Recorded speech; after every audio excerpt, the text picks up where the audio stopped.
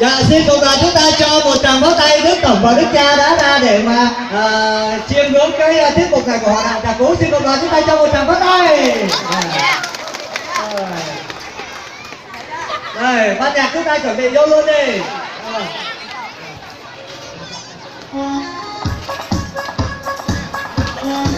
Chưa, xin chậm lại.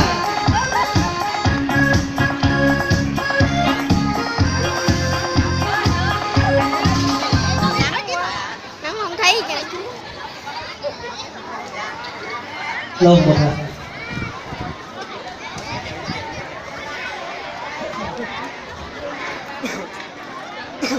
Trong đường tham quan chào đón Đức Tổng, Đức Cha và quý cha cùng quý sơ về thăm họ đạo bé nhỏ của Tân Lập. Chúng con họ đạo Trà Cú cũng đến chào đón và cũng chia sẻ niềm vui của họ đạo Tân Lập, và cũng có món quà nhỏ văn nghệ để dâng lên Đức Tổng và Đức Cha cùng quý cha để tỏ lòng thành kính biết ơn.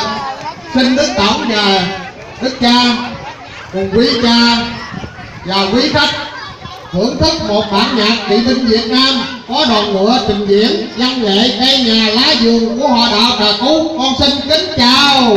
Thank you. And this is the hall of the Trà Cú Church. Yes.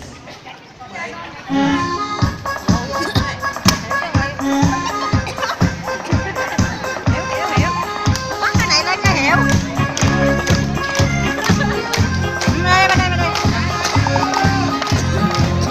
Xin cùng đoàn chúng ta cùng vỗ tay cho chúc mừng người có vui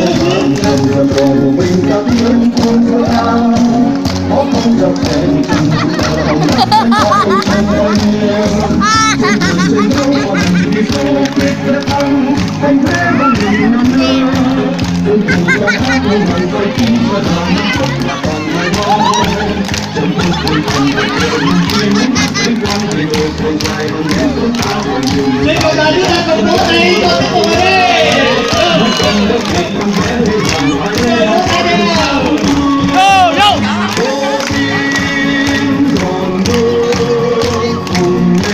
cho kênh Ghiền